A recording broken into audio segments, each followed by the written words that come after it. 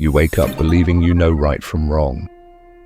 The sun rises, you make your coffee, and somewhere in the background of your consciousness, there's this quiet confidence, this unshakable foundation that tells you what's good, what's evil, what's just, what's cruel. You've built your entire identity around these moral coordinates, haven't you? They're the lighthouse that guides you through the fog of difficult decisions. But what if I told you that this lighthouse is actually a mirage? Picture this. You're standing in a courtroom watching a judge sentence a man to death. The criminal has murdered innocent children. Your moral compass spins wildly toward justice. This monster deserves to die. But then the same judge, using the same legal system, sentences another man to death.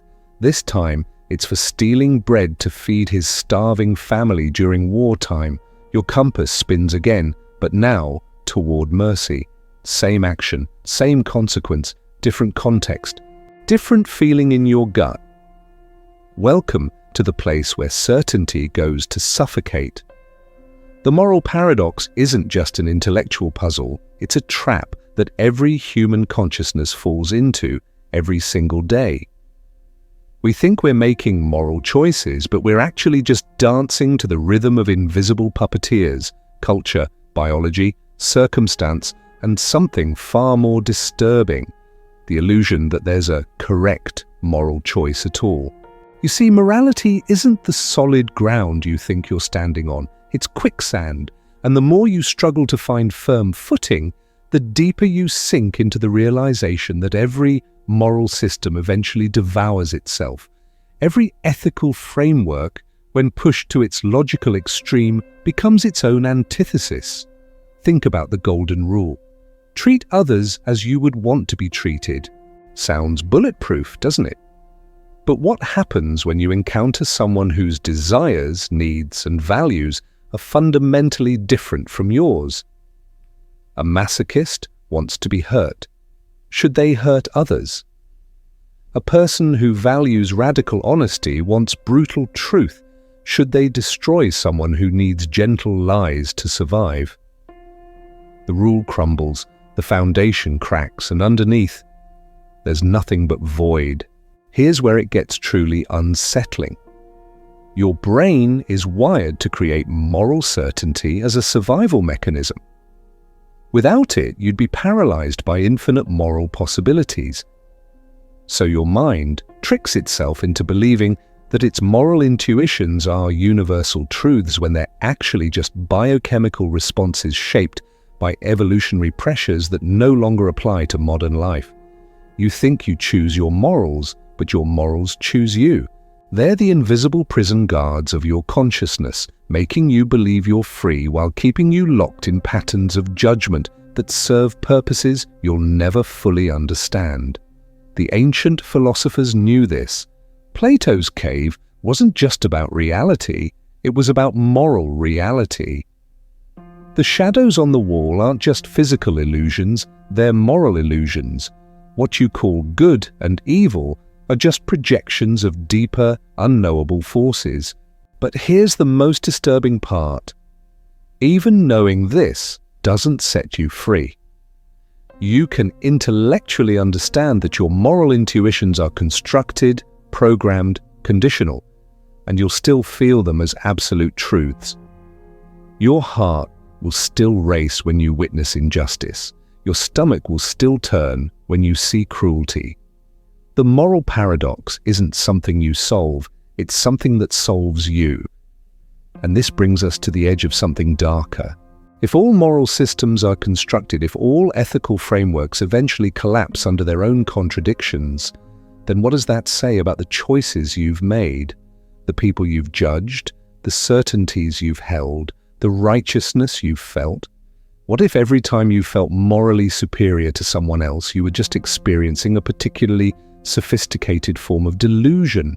The paradox is beginning to reveal itself, isn't it? You can feel it crawling up your spine, that uncomfortable recognition that everything you thought was solid is actually liquid, and everything you thought was liquid is actually gas. and everything you thought was gas is actually nothing at all. This isn't nihilism. This is something far more precise and far more terrifying. This is the recognition that moral reality operates by rules that contradict themselves at the fundamental level. It's not that there's no right or wrong, it's that right and wrong exist in a state of quantum superposition, simultaneously true and false until the moment of observation, at which point they collapse into whatever serves the observer's deepest needs.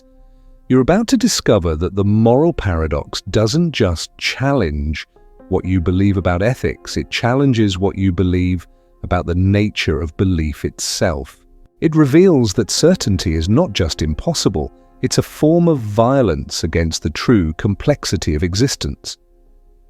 But before we go deeper into this rabbit hole, let me ask you something. Are you prepared to question not just your moral beliefs, but the very mechanism by which you form moral beliefs? Are you ready to see that the part of you that judges others is the same part that creates the suffering you judge? Because once you see it, you can't unsee it. And once you can't unsee it, you have to decide, will you cling to the comfortable illusion of moral certainty, or will you learn to navigate the terrifying freedom of moral uncertainty? The choice is yours, but remember, even the act of choosing reveals something about the paradox that's about to unfold. You're staring into the abyss now, aren't you? That moment when you realize that every moral certainty you've ever held might be nothing more than a sophisticated form of self-deception. But here's where it gets truly fascinating and truly disturbing.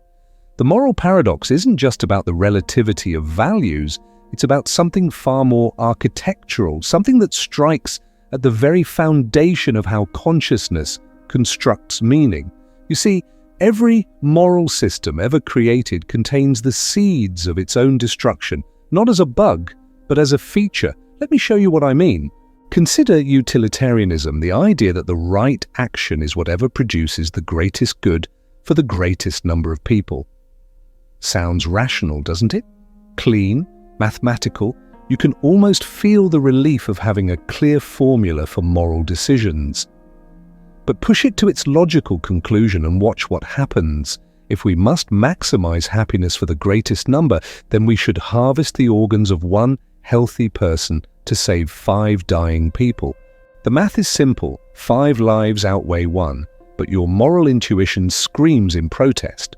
Something fundamental rebels against this calculation, even though the logic is flawless. So you try to escape by adding conditions. We can't violate individual rights. But now you're not really a utilitarian anymore. You're a utilitarian with exceptions.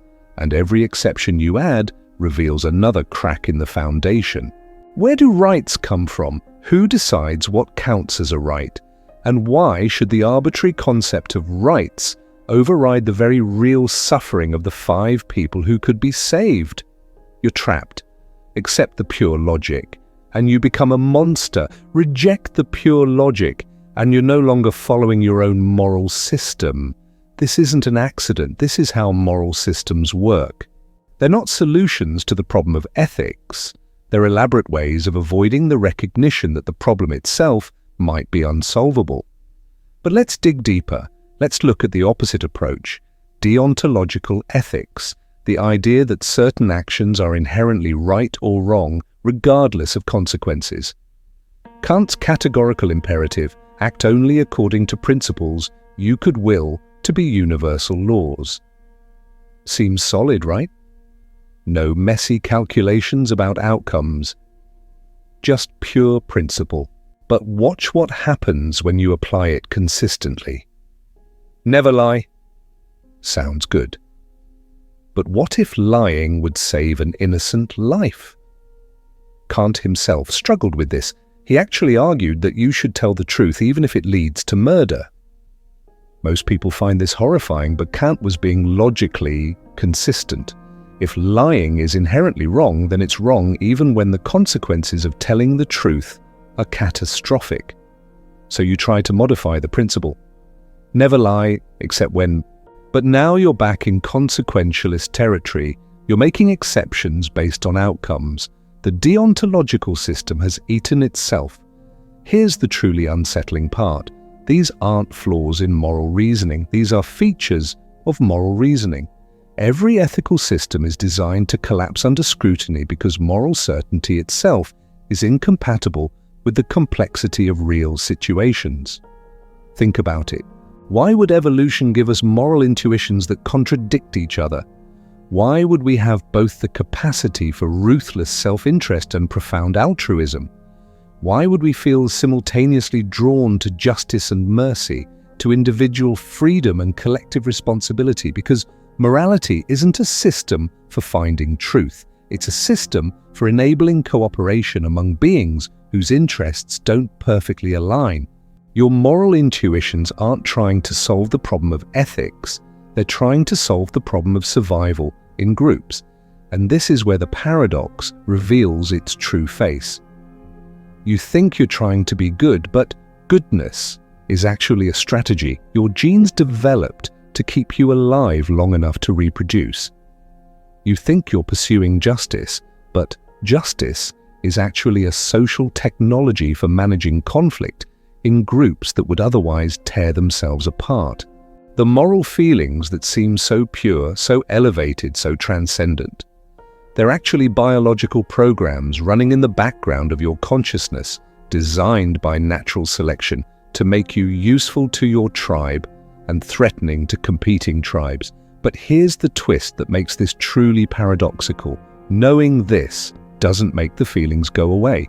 Even understanding that your outrage at injustice is essentially a biochemical response designed to promote group cohesion, you still feel outrage at injustice. Even recognizing that your compassion for suffering is an evolutionary adaptation that helped your ancestors cooperate, you still feel compassion for suffering. The knowledge and the experience exist in parallel dimensions of your consciousness, never quite touching, never quite reconciling. This is what I mean by the architecture of moral collapse. It's not just that moral systems fail when tested, it's that they're designed to fail. The failure is the point. The uncertainty is the feature, not the bug. You see, if there were actually a correct moral system, if there were actually objective moral truths that we could discover and implement, then moral progress would be impossible. We'd reach the end of ethics like solving a mathematical proof. But morality isn't mathematics.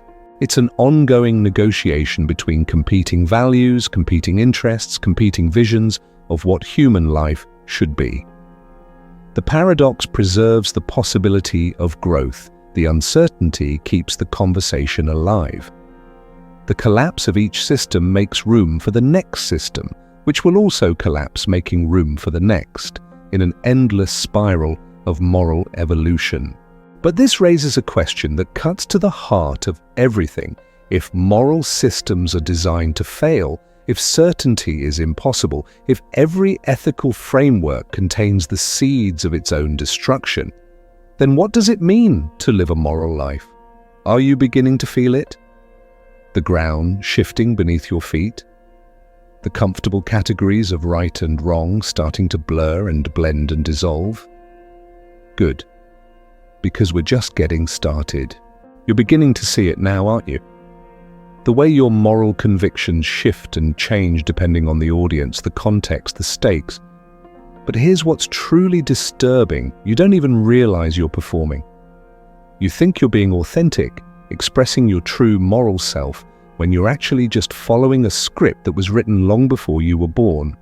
Let me take you deeper into this theater of moral performance. Every day, you wake up and put on your moral costume.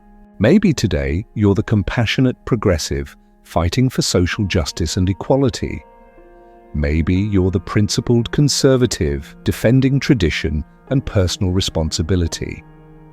Maybe you're the rational moderate, finding balance between extremes. But here's the thing, these aren't your authentic moral selves. These are roles you've been trained to play, characters in a drama you didn't even know you were performing in. Watch yourself in different contexts. Notice how your moral intuitions shift. In your family, you might value loyalty above honesty. In your workplace, you might prioritize fairness over compassion. In your political discussions, you might choose tribal loyalty over intellectual consistency. In your intimate relationships, you might value emotional truth over factual accuracy. Different stages, different performances, different moral systems. But which one is the real you? The answer is both none of them and all of them. You are simultaneously the actor, the audience, and the script. You are performing morality, watching yourself perform morality, and writing the moral performance as it unfolds. This is the metacognitive theater of ethical experience. You're aware that you're performing, but the awareness doesn't stop the performance. Here's where it gets truly twisted. The performance isn't separate from the reality. The performance is the reality. There is no authentic moral self hiding behind the masks. The masks are the self. The roles are the identity. The performance is the person. But wait, if morality is performance, then what about moral emotions? Surely the outrage you feel at injustice, the compassion you experience towards suffering, the guilt you carry about your failures, surely these are real, authentic, non-performed experiences. Actually, no, they're performed too. But here's the paradox. They're performed so well that even you believe the performance. Think about the last time you felt moral outrage. Maybe you saw a news story about corruption, or witnessed someone being cruel, or heard about an injustice. Notice how quickly your emotional response kicked in. Notice how it felt both automatic and righteous. Notice how it seemed to emerge from some deep, authentic place within you. But now notice something else. How did you know how to feel outraged? How did you know what facial expressions to make, what thoughts to think, what physical sensations to experience? How did you know the script for moral outrage? You learned it. You watched other people perform moral outrage, and you internalized the performance so completely that it became indistinguishable from genuine emotion. You learned the gestures, the rhetoric, the physiological responses, the social cues. You became so skilled at performing moral outrage that you can now generate it automatically, unconsciously, authentically. The same is true for all moral emotions: compassion, guilt, righteousness, disgust, empathy, contempt. These aren't natural, authentic expressions of your moral nature. They're learned performances that have become so deeply embodied that they feel like natural, authentic expressions of your moral nature. But here's the truly unsettling part. The performance serves a function. It's not just theatre for theatre's sake. The moral performance is how you maintain your position in the social hierarchy, how you signal your values to your tribe, how you negotiate conflicts without violence, how you coordinate behavior with others who share your moral script. When you perform outrage at injustice, you're not just expressing emotion, you're communicating allegiance. When you perform compassion for suffering, you're not just feeling empathy, you're demonstrating value. When you perform guilt about your failures, you're not just experiencing remorse, you're engaging in social repair. The performance is the social technology. The emotions are the user interface. The morality is the operating system. And here's where the paradox deepens. Even knowing this, even seeing through the performance to the function beneath, you can't stop performing. You can't step outside the theatre. You can't access some pre-moral state of authentic being. Why? Because the performance isn't something you do, the performance is something you are. You don't have a moral identity that sometimes performs morality. You are a moral performance that sometimes becomes aware of itself as a performance. This is what I mean by the theatre of moral performance. It's not that you sometimes act morally and sometimes act immorally. It's that you are always acting morally, where acting means both behaving and performing. Every moral choice is simultaneously a genuine ethical decision and a theatrical performance for an audience that includes yourself. But this raises a question that cuts to the heart of moral responsibility. If your moral convictions are performances, if your moral emotions are learned scripts, If your moral identity is a character you're playing in a drama you didn't choose to be in, then are you responsible for your moral choices, or is responsibility itself just another performance, another script, another character in the endless theatre of moral experience?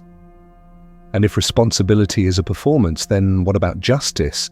What about punishment? What about praise and blame? What about the entire edifice of moral evaluation that structures human society? You're starting to feel it now, aren't you? The way the ground keeps shifting, the way every answer reveals new questions, the way certainty dissolves the moment you try to grasp it. This is the moral paradox in its full horror and beauty. You can see through the performance, but you can't stop performing. You can understand the theatre, but you can't leave the stage. You can recognize the script, but you can't stop speaking the lines, because even the recognition of the performance is itself a performance. Even the understanding of the theatre is itself theatrical. Even the script that reveals the script is still part of the script. Welcome to the infinite regress of moral self-awareness. How deep are you willing to go? You think you understand physics, but do you understand the physics of morality? Because moral reality operates according to quantum principles that would make Schrödinger himself question his sanity. In the quantum realm of ethics, moral truths exist in superposition, simultaneously true and false until the moment of observation, at which point they collapse into whatever serves the observer's deepest psychological needs. Let me show you what I mean. Consider the act of killing. In most moral frameworks, this seems like a clear case. Killing is wrong, but apply quantum moral mechanics and watch what happens. The moral value of killing exists in superposition. It's simultaneously murder, evil, and self-defense, justified, and euthanasia, compassionate, and execution, just, and war, patriotic, and sacrifice, heroic. The moral truth doesn't exist until you observe it in a specific context. And here's the quantum twist. Your observation doesn't just reveal the moral truth, it creates it. The context doesn't just determine which moral value collapses into reality.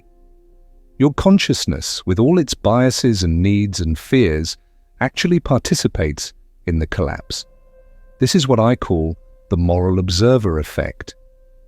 You can't observe a moral situation without changing it.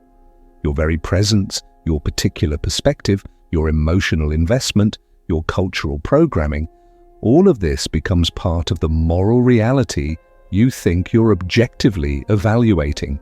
Think about a crime you've heard about recently. Notice how your moral judgment felt immediate, certain, obvious. But now notice something else. How much did your judgment depend on which details you focused on, which parts of the story you emphasized, which context you assumed, which other cases you compared it to? You didn't just evaluate the moral situation, you participated in creating the moral reality of that situation. Your consciousness became entangled with the ethical dimensions of the event, making objective moral judgment impossible by definition. But the quantum mechanics of morality go deeper than observation effects. There's also what we might call moral entanglement, the way moral judgments become mysteriously connected across space and time, influencing each other in ways that seem to violate the speed of moral light. For example, your judgment about abortion is quantum entangled with your judgment about animal rights, which is entangled with your judgment about personal responsibility, which is entangled with your judgment about the role of government, which is entangled with your judgment about the nature of consciousness, which circles back to influence your judgment about abortion. Change one moral judgment, and all the entangled judgments instantly shift to maintain consistency, even when the logical connections seem impossible to trace. Your moral beliefs don't exist as isolated positions. They exist as a quantum system where each component is simultaneously dependent on and determining all other components. This is why moral arguments feel so strange and futile. You're not really arguing about individual moral positions. You're arguing about entire quantum moral systems that have evolved to maintain internal coherence regardless of external evidence. When someone changes their mind about one moral issue, their entire moral reality has to restructure itself to accommodate the change. But here's where it gets truly mind-bending. Moral uncertainty itself obeys quantum principles. In classical moral logic, you either know what's right or you don't. But in quantum moral mechanics, uncertainty isn't the absence of knowledge, it's a fundamental property of moral reality itself.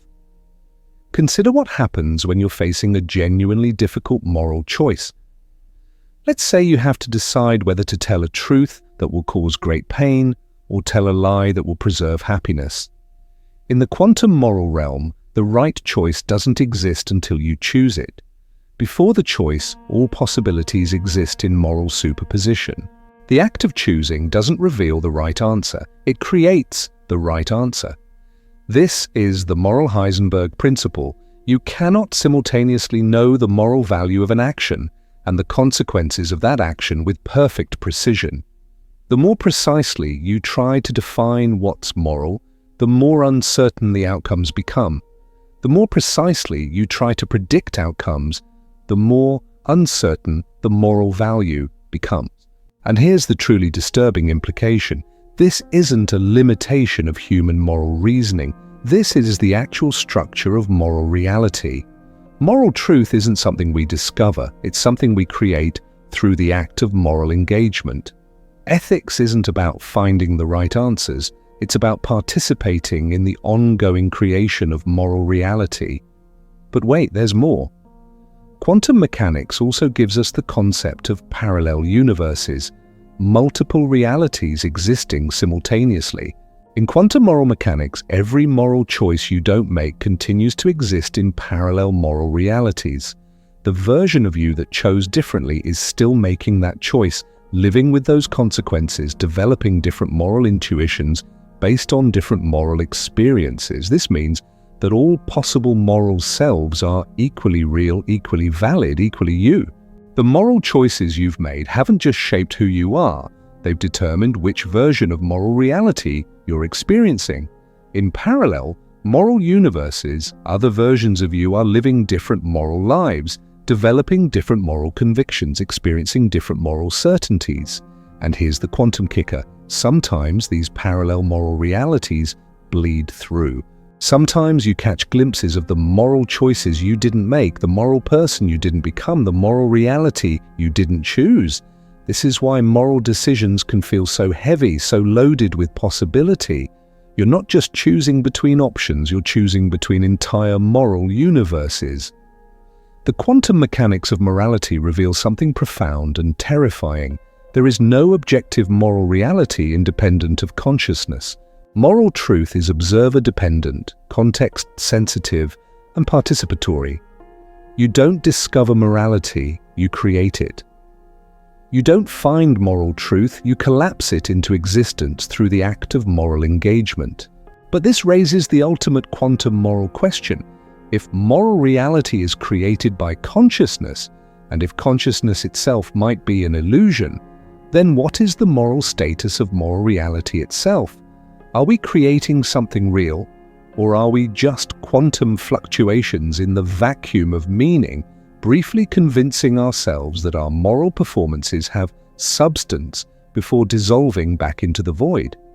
The answer, like everything else in quantum moral mechanics, exists in superposition until you observe it, and your observation changes the answer forever. You feel the weight of moral decisions, don't you? That sense that some choices matter more than others, that some actions carry heavier moral consequences, that some values pull at you with greater force.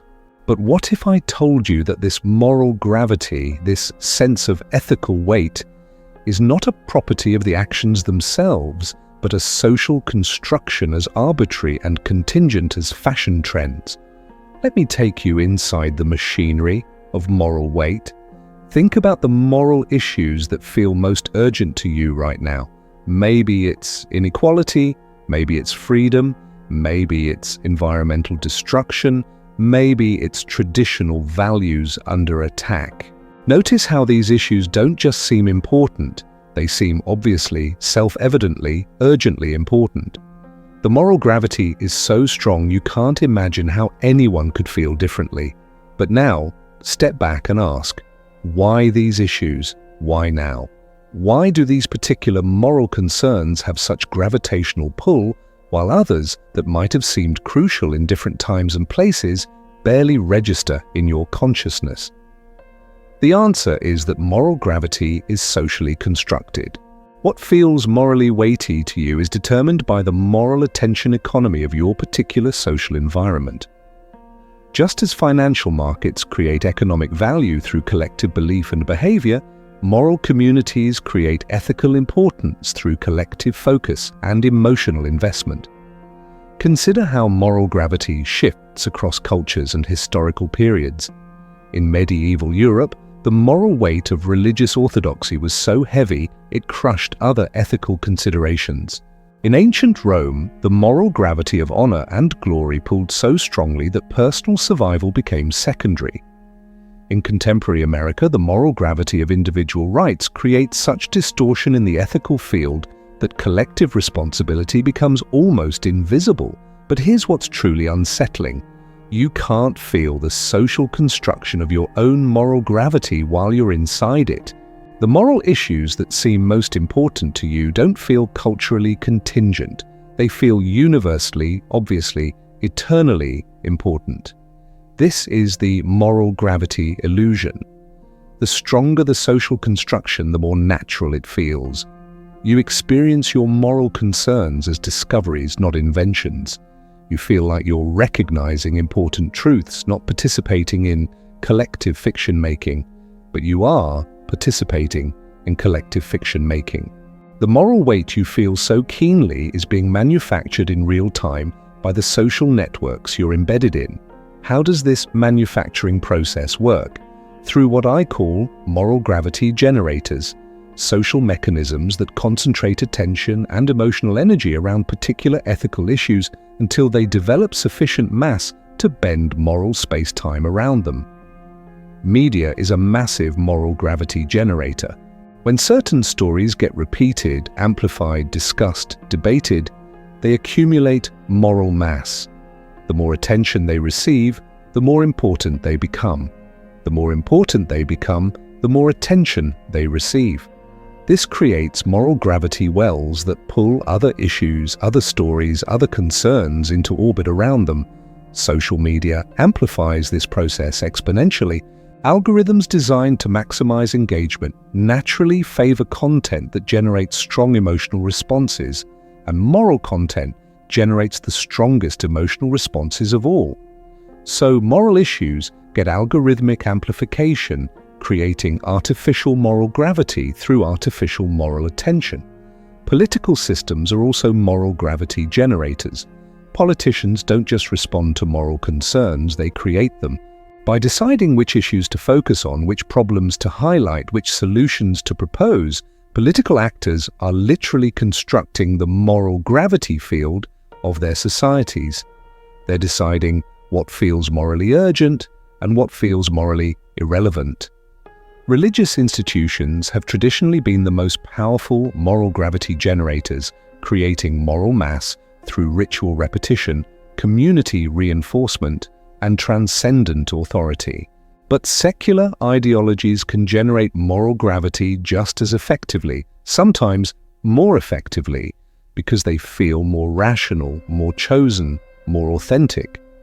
But here's the truly disturbing part. Once moral gravity is established, it becomes self-reinforcing and self-justifying.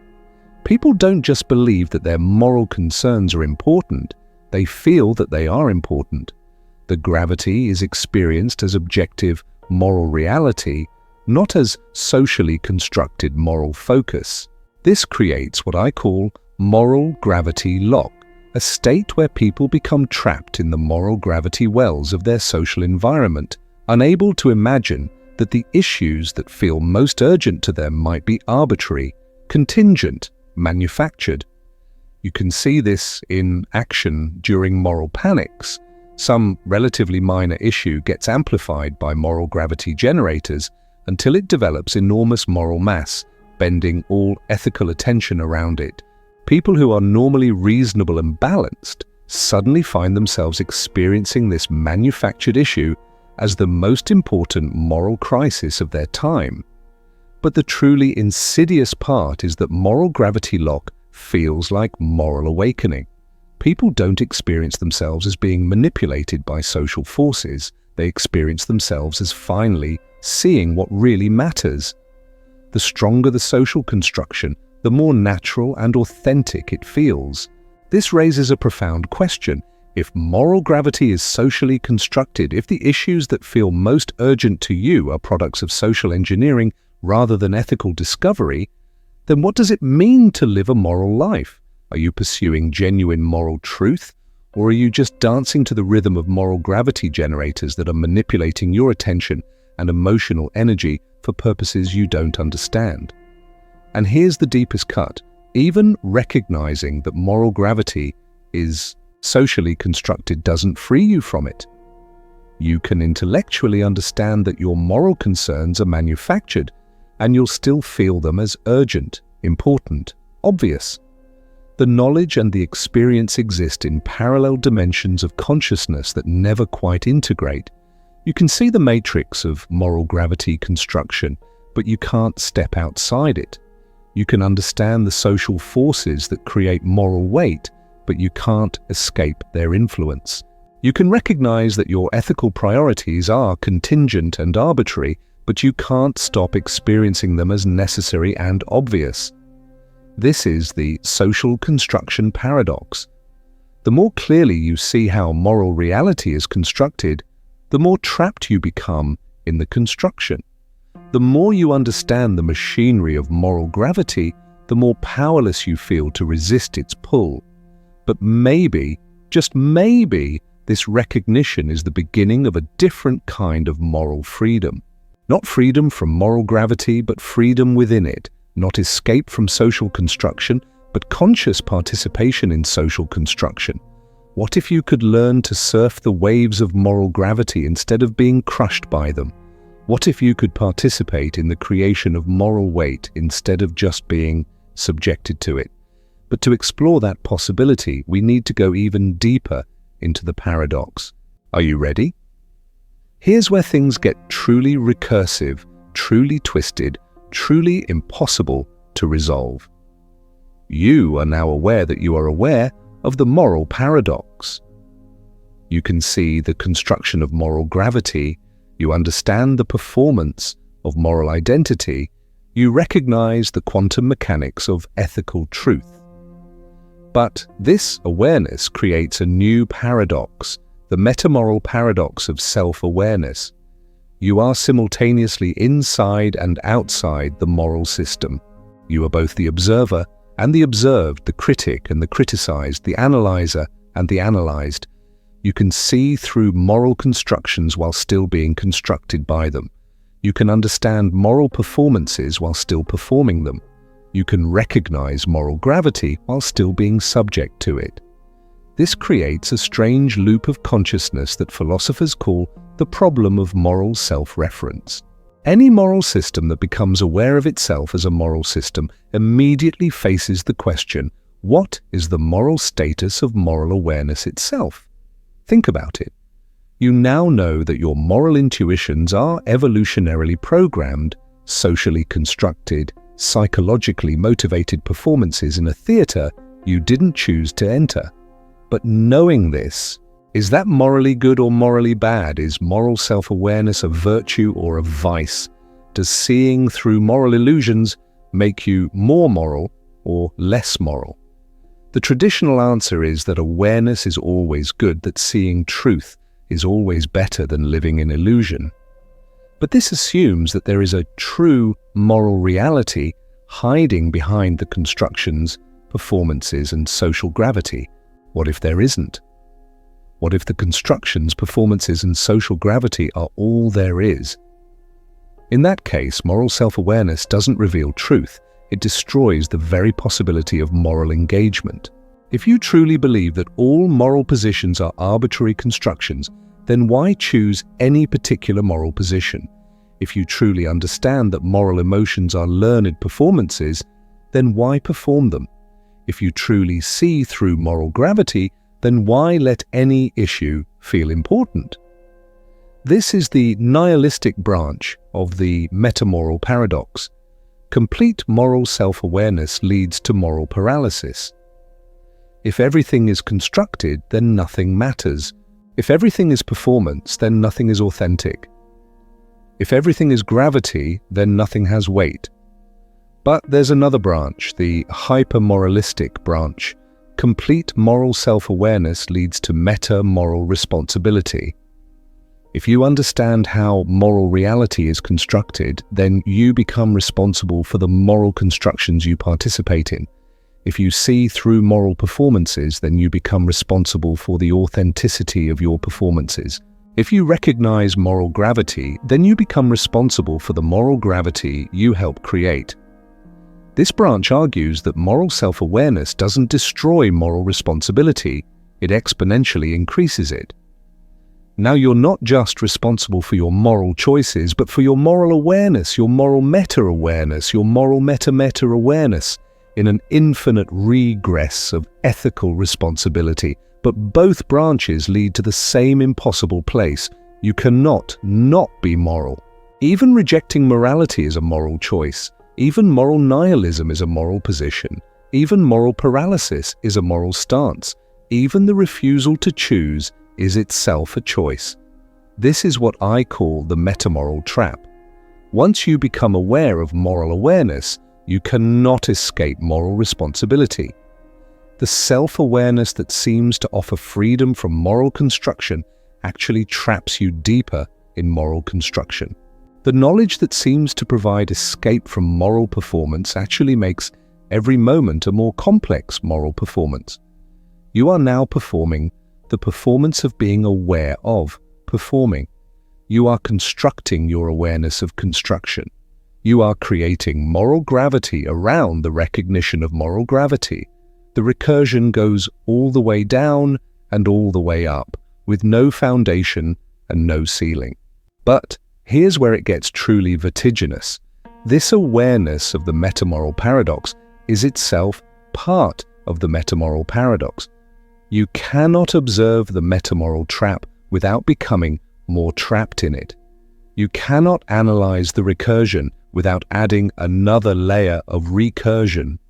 You cannot understand the construction without constructing your understanding. Every attempt to step outside the moral system creates a new moral system that includes the attempt to step outside. Every effort to escape moral performance creates a new moral performance that includes the effort to escape. Every recognition of moral construction becomes part of a new moral construction that includes the recognition. This is the infinite regress of moral self-reference. There is no outside from which to view the moral system, because the act of viewing creates an outside that is actually another inside. There is no meta level that is not also an object level. There is no observer that is not also observed. You might think this is just an intellectual puzzle, an abstract philosophical problem, but it's not. This recursion is happening in your consciousness right now. You are experiencing the metamoral paradox as you read about it. You are caught in the strange loop of moral self-awareness as it unfolds. Notice how you feel about your moral feelings. Notice how you think about your moral thoughts. Notice how you judge your moral judgments. This is the metamoral recursion in real time. You cannot think about morality without being moral about your thinking. You cannot feel about morality without being moral about your feeling. And the truly unsettling part, this recursion never stabilizes. There is no final level of moral awareness, no ultimate meta perspective from which to view all moral perspectives. Every level of awareness reveals new levels of awareness. Every perspective discloses new perspectives. Every understanding generates new mysteries of understanding. You are trapped in an infinite ascent of moral meta-awareness, climbing a ladder that creates new rungs as you climb it, reaching for a ceiling that rises as you approach it. seeking a foundation that deepens as you probe it. But maybe, just maybe, the trap is also the freedom. Maybe the impossibility of escape is actually the possibility of play. Maybe the infinite regress is actually infinite creativity. Maybe the metamoral paradox is not a problem to be solved, but a dance to be danced. Because here's the final twist in the metamoral spiral. The awareness that there is no escape from moral construction might itself be the beginning of a different kind of moral freedom. Not freedom from the game, but freedom to play the game consciously, creatively, responsibly. You cannot step outside the moral matrix, but you can learn to navigate it with grace. You cannot escape moral performance, but you can learn to perform with authenticity. You cannot transcend moral gravity, but you can learn to dance with it instead of being crushed by it. This is the strange attractor at the heart of the metamoral paradox. The very impossibility of moral escape creates the possibility of moral artistry. The very inescapability of moral construction creates the opportunity for conscious moral creation. But to understand what this might mean, we need to explore the implications of moral artistry in a world where moral truth is impossible. Are you ready to go deeper? You're standing at the edge of a new kind of moral possibility now. Having seen through the illusions of moral certainty, having recognized the constructions and performances and gravity wells, having experienced the infinite regress of self-awareness, you face a question that is both terrifying and liberating. If there is no script for moral life, how do you learn to improvise? Moral improvisation is not moral relativism. It's not the idea that anything goes, that all moral positions are equally valid, that moral choice is arbitrary. Moral improvisation is something far more sophisticated and far more demanding. It's the art of creating moral meaning in real time, in response to the specific conditions of each moment, without the security of pre-given moral rules. Think of jazz musicians improvising together. They don't have a script, but they're not playing randomly. They're responding to each other, to the musical context, to the emergent possibilities of the moment. They're creating something new while honoring the tradition, pushing boundaries while maintaining coherence, expressing individuality while serving the collective music. This is what moral improvisation looks like. Creating ethical responses that are simultaneously personal and social, innovative and traditional, spontaneous and thoughtful. It's not about following rules or breaking rules. It's about composing rules in the moment, for the moment, with the moment. But how do you improvise morally when the stakes are real lives, real suffering, real consequences? How do you create ethical meaning when people are depending on you to make the right choice? How do you compose moral responses when there's no time for composition? The answer lies in developing what I call moral intuition. Not the kind of moral intuition that claims to know what's right, but the kind that knows how to respond appropriately to the irreducible complexity of moral situations. Moral intuition is not about having the right feelings or the right thoughts. It's about having the right quality of attention. It's about being present to the full dimensionality of moral situations without collapsing them into familiar categories or comfortable certainties. Watch a master improviser at work, a jazz musician, a comedian, a therapist, a teacher. Notice how they hold multiple possibilities simultaneously, how they respond to what's actually happening rather than what they expected to happen, how they create coherence without forcing it, how they find direction without predetermined destination. This is the quality of consciousness required for moral improvisation: flexible attention that can hold paradox, responsive intelligence that can adapt to novelty, creative capacity that can generate appropriate responses to unprecedented situations. But here's the challenge. Traditional moral training actively works against this kind of consciousness. Most moral education teaches you to apply pre-existing rules to moral situations, to categorize moral dilemmas according to familiar types, to rely on authority or tradition or reason to tell you what to do. Moral improvisation requires unlearning this training. It requires developing comfort with uncertainty, skill with paradox, artistry with ambiguity. It requires treating moral situations as unique creative challenges rather than as standardized problems with known solutions. But this doesn't mean abandoning wisdom, tradition, or reason. It means learning to use them as resources for improvisation rather than as scripts for performance. It means treating moral traditions as jazz standards, familiar tunes that provide structure for innovation, rather than rigid formulas that dictate every note. Consider how this might work in practice. You're facing a moral decision: should you tell a difficult truth or protect someone from painful information? Instead of consulting abstract principles or calculating consequences, you might ask, what does this specific situation call for? What response would honor both the complexity of the circumstances and the full humanity of everyone involved? What would it mean to act with integrity in this particular context? These are not questions with predetermined answers. They're questions that create space for moral creativity, for ethical artistry, for the kind of response that emerges from deep attention to what is actually happening, rather than from adherence to what should happen according to some moral system. But moral improvisation is not a solo art. Like jazz, it requires ensemble playing. Your moral improvisations must harmonize with the moral improvisations of others. You must be responsive not only to the moral situation, but to the other moral actors in the situation. You must create moral meaning together, in real time, without a shared script. This is perhaps the most challenging aspect of moral improvisation. Learning to coordinate ethical responses with people who may have completely different moral intuitions, different moral traditions, different moral languages.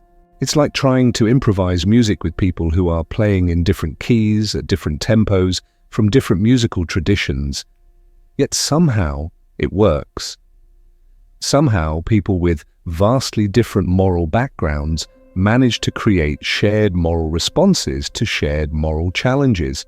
Not always, not easily, not perfectly, but often enough to suggest that moral improvisation is not just possible, but necessary for life in a morally diverse world.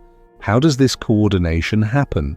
Through what I call moral resonance, the capacity to sense the moral improvisations of others and adjust your own improvisation in response. It's not about agreeing with their moral positions, but about finding ways to create collective moral responses that honor the legitimate moral concerns of all participants. Moral resonance requires a kind of empathetic imagination that can feel into the moral world of others without losing your own moral center.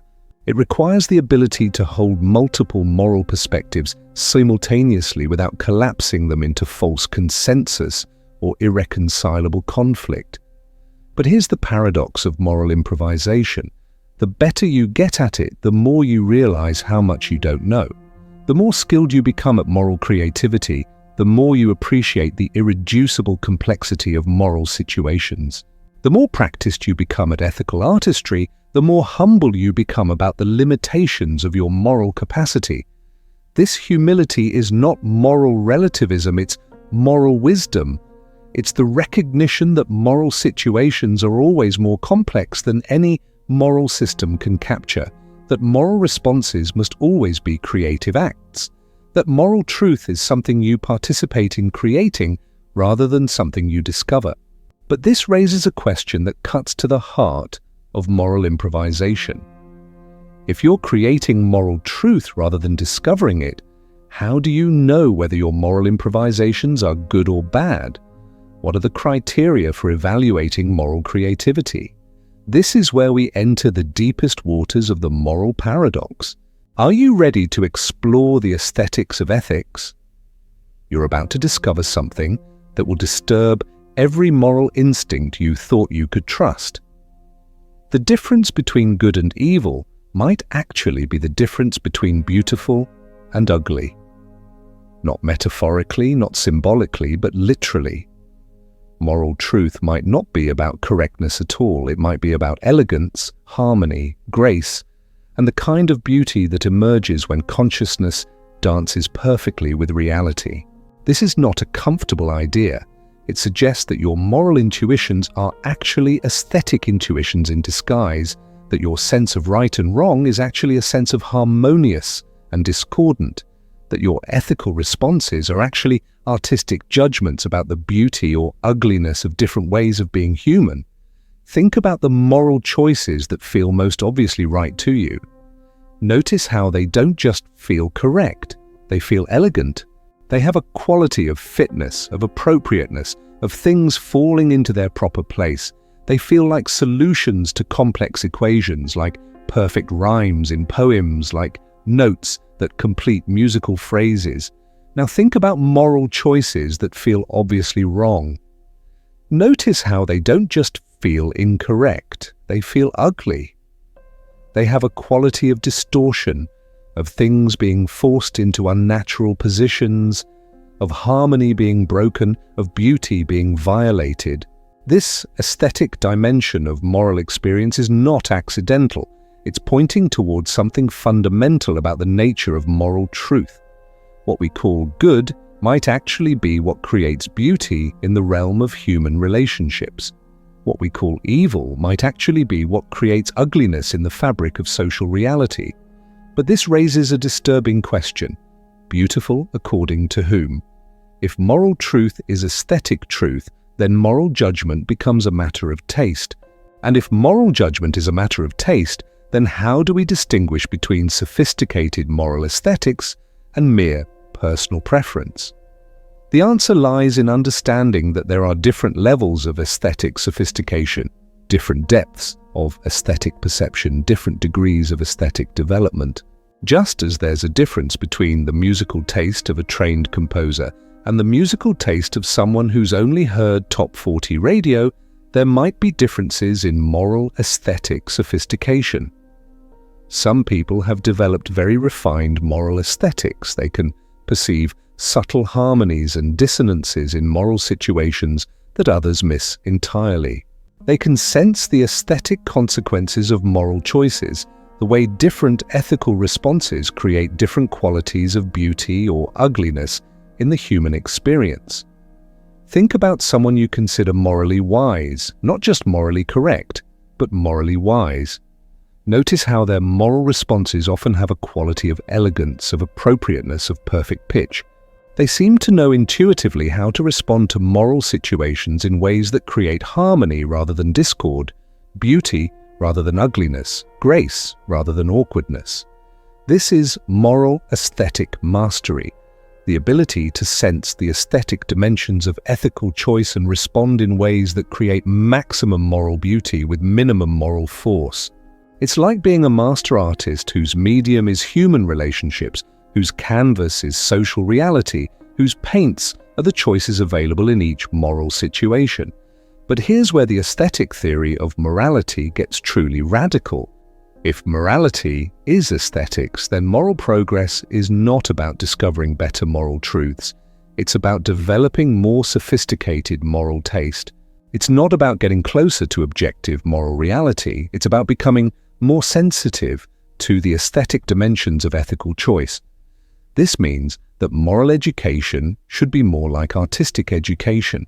Instead of teaching rules and principles, we should be developing aesthetic sensitivity. Instead of memorizing ethical systems, we should be cultivating the ability to perceive moral beauty and ugliness. Instead of learning to apply predetermined standards, we should be learning to create aesthetic responses to unique moral situations. But this also means that moral disagreement might be more like aesthetic disagreement. When people have fundamental moral conflicts, they might not be disagreeing about facts. They might be disagreeing about aesthetic criteria. They might have different standards of moral beauty, different senses of ethical elegance, different aesthetic sensitivities to the moral dimensions of experience. This could explain why moral arguments are so difficult to resolve through reason alone. You can't convince someone that a painting is beautiful just by giving them logical arguments. You have to help them develop the aesthetic sensitivity to perceive the beauty themselves. Similarly, you might not be able to convince someone that a moral position is correct just by giving them rational arguments. You might have to help them develop the moral aesthetic sensitivity to perceive the ethical beauty themselves. But this raises a question that cuts to the heart of moral reality. Are there objective standards of moral beauty, or is moral aesthetics entirely subjective? Is there such a thing as good moral taste and bad moral taste, or are all moral aesthetic judgments equally valid? The answer might be that moral aesthetics, like artistic aesthetics, operates in the space between objective and subjective. There might be principles of moral beauty that are not arbitrary personal preferences, but are also not universal absolute truths. There might be aesthetic dimensions of moral reality that some people are more sensitive to than others, but that are not simply matters of opinion. Consider the aesthetic principle of proportion. In visual art, most people can sense when proportions are harmonious and when they're distorted, even if they can't articulate the rules of proportion. There seems to be something about proportion that appeals to human aesthetic sensitivity in ways that are not entirely arbitrary.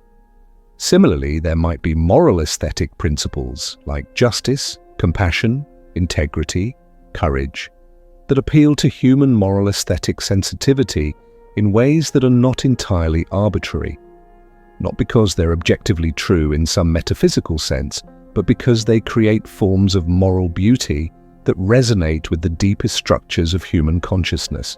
This would mean that moral truth is neither objective fact nor subjective opinion, but something like intersubjective aesthetics, shared standards of moral beauty that emerge from the intersection of human consciousness with moral reality.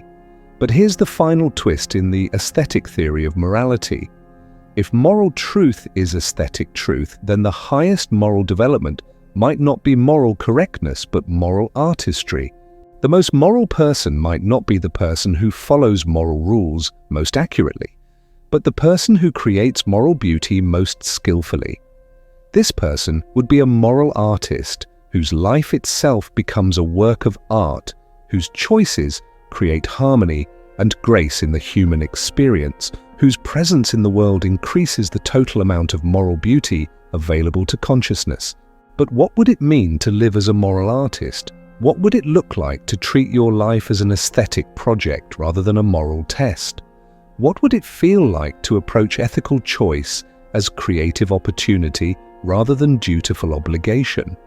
And most disturbingly, if you started living this way, would you become more moral or less moral? Would aesthetic moral artistry serve the good, or would it create a new form of ethical narcissism disguised as moral sophistication? We're approaching the final paradox now.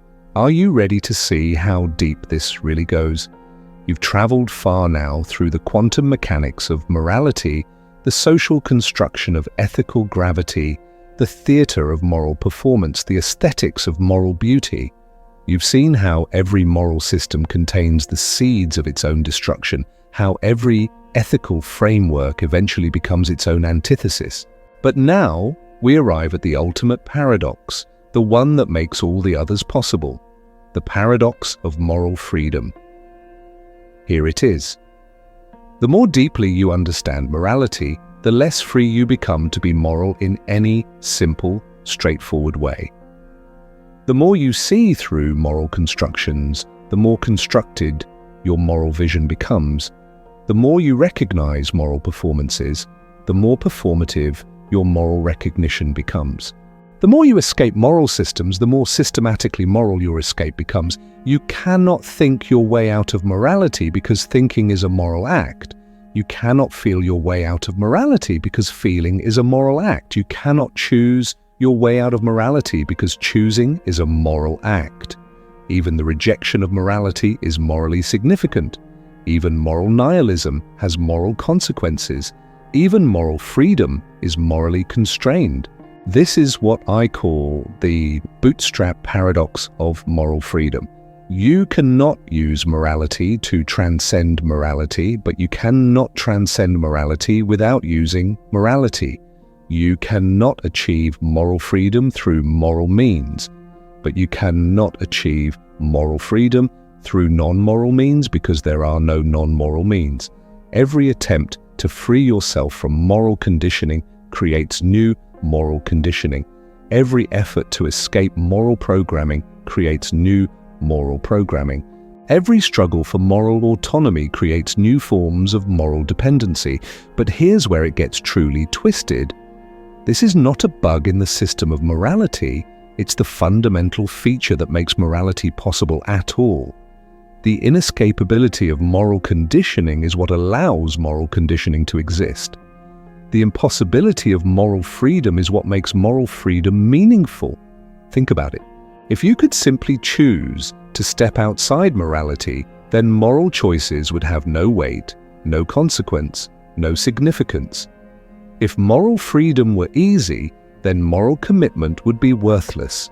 If moral autonomy were automatic, then moral responsibility would be meaningless. The paradox of moral freedom creates the conditions under which moral choice becomes possible. The constraints on moral freedom are what give moral freedom its meaning. The limitations of moral autonomy are what make moral autonomy valuable, but this doesn't make the paradox less paradoxical, it makes it more so. You are simultaneously completely free and completely constrained, totally autonomous and totally conditioned, entirely responsible and entirely determined. Not in different aspects or at different times, but in the same aspect at the same time in the same choice.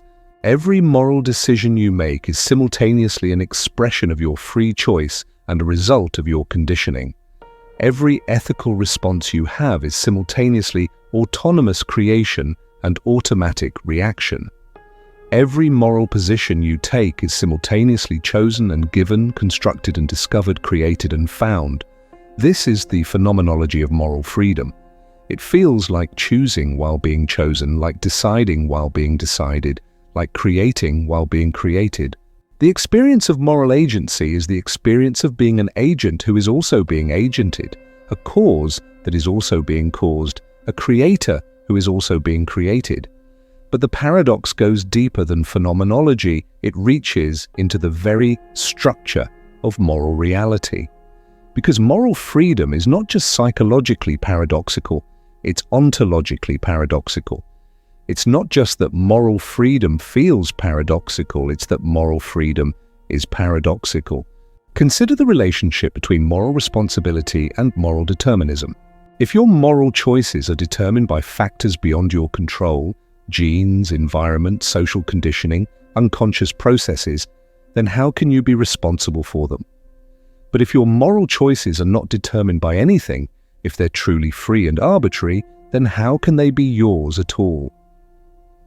Traditional philosophy tries to resolve this paradox by finding some middle ground, some space between determinism and randomness where true moral agency can exist.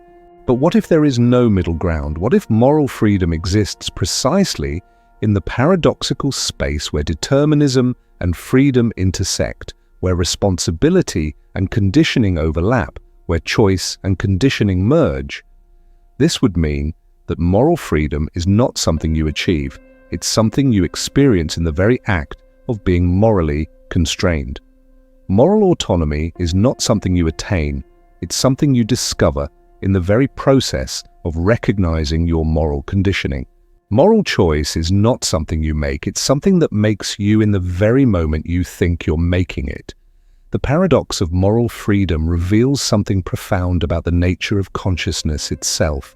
Consciousness is not something that exists independently of its conditions and then encounters moral situations. Consciousness is something that emerges from the intersection of conditioning and freedom, determination and choice, constraint and creativity. You are not a free agent who sometimes faces moral constraints. You are a paradoxical emergence that exists only in the space where freedom and constraint meet. Your moral choices don't express your freedom, they create your freedom in the very act of choice. Your ethical responses don't reveal your autonomy, they generate your autonomy in the very moment of response. But this raises the ultimate question about the nature of moral agency. If moral freedom is paradoxical all the way down, if there's no solid foundation of autonomous choice, If consciousness emerges from the intersection of freedom and conditioning, then what does it mean to take moral responsibility? The answer might be that taking moral responsibility is not about claiming credit or blame for choices you made from some position of autonomous freedom. Taking moral responsibility might be about recognizing that you are the specific, unique, irreplaceable intersection of freedom and conditioning that generates your particular moral responses. You are responsible not because you're free, but because you're the particular way that freedom and conditioning intersect in this moment, in this situation, with these possibilities. You are accountable not because your choices are unconditioned, but because your conditioning expresses itself through your specific form of consciousness in ways that no one else's conditioning could. This is what I call paradoxical responsibility.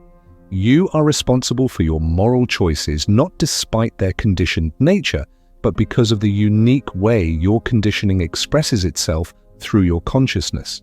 You are accountable for your ethical responses not because they're freely chosen, but because they emerge from the irreplaceable intersection of freedom and constraint that you are. But accepting paradoxical responsibility changes the whole meaning of moral life. It's no longer about proving your moral worth through correct choices. It's no longer about achieving moral perfection through autonomous will. It's no longer about transcending moral conditioning through superior understanding. It's about something far more humble and far more profound, learning to inhabit the paradox of moral freedom with grace, dignity, and creativity. Learning to live as the unique intersection of freedom and conditioning that you are. Learning to take responsibility for moral responses that emerge from the mystery of your particular consciousness without claiming more autonomy than you actually have. This is the final movement of the moral paradox.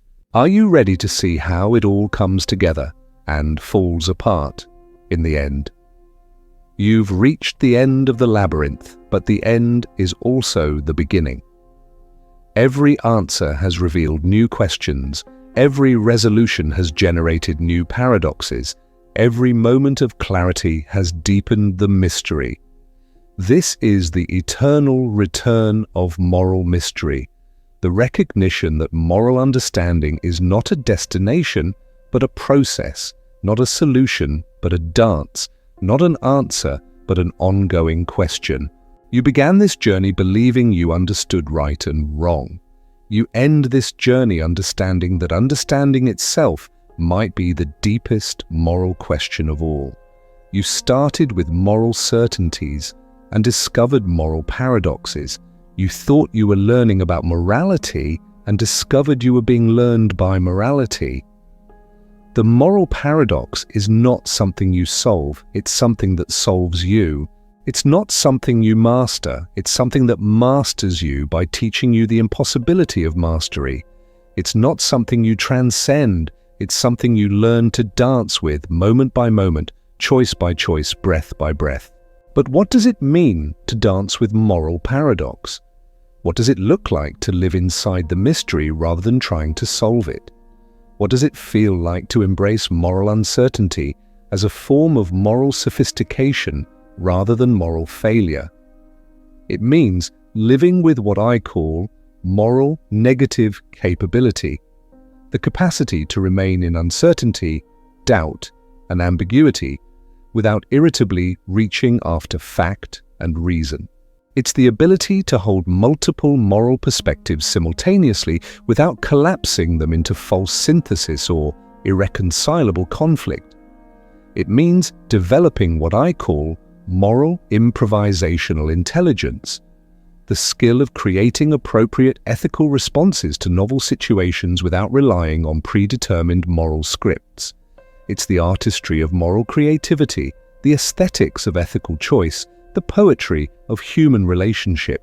It means cultivating what I call moral paradoxical responsibility, the willingness to take responsibility for your moral responses while recognizing that these responses emerge from the mysterious intersection of freedom and conditioning that you are.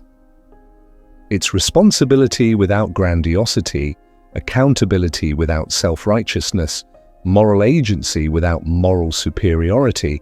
But most importantly, it means accepting what I call the moral humility imperative, the recognition that moral wisdom is not about having the right answers, but about asking better questions, not about achieving moral certainty, but about increasing moral sensitivity, not about transcending moral conditioning, but about participating in moral conditioning more consciously, creatively, and compassionately.